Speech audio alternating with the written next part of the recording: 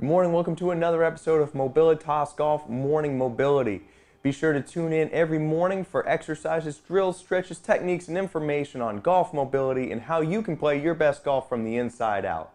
My name is Blaine Seitz, PGA Golf Performance Coach and Mobility Specialist, and today we're talking about hip extension. All right, so hip extension is a really powerful tool that we have as human beings in any kind of explosive movement, whether it's running, jumping, Olympic weightlifting, say doing a clean and jerk or snatch, or even our golf swing requires what we call triple extension. And triple extension is when we can get the ankles, knees, and hips to all explode at the same time. But in order for that to happen, we need to first have a neutral spine. Now, nobody ever accused me of being an artist, but let's take a look here, and what we see are natural curvatures that happen in the spine. So when we say neutral spine, it doesn't mean that the spine goes straight up and down. It means that these natural curves appear the way that they're supposed to be. So if we want to have a powerful exploding movement, we first need to make sure that this is in the right shape so that it can handle the load that we're putting on it. So we know that we want to have a powerful explosive movement, and we know that we need to have the spine in a neutral position before we can produce that kind of power. Now, one of the things that could be holding us back from having that neutral spine are tight hip flexors, which cause the back to go into extension.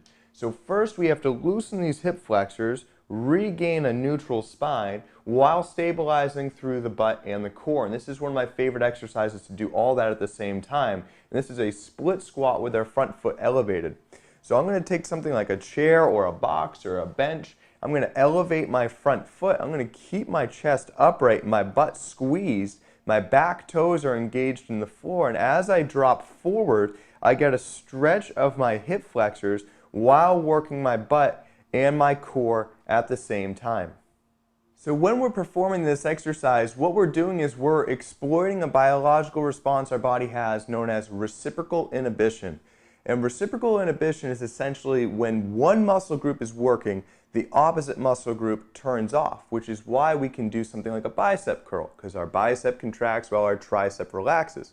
What this split squat with the front foot elevated does is it activates the glute muscles, which turns off the hip flexors. And since the hip flexors being tight is what's causing the excessive lordotic curve in our lower back, we can turn it off through this exercise while turning on the butt and the core at the same time. All right, so your homework today is to give those split squats a try. I want you to perform 20 repetitions with each leg in front, and you can do it without weight or you can do it while holding a little bit of weight. Some lightweight dumbbells wouldn't hurt, but 20 repetitions per side, focusing on keeping your core upright and engaged, your butt squeezed, and feeling that stretch in the front of your hip flexors while you're performing each movement.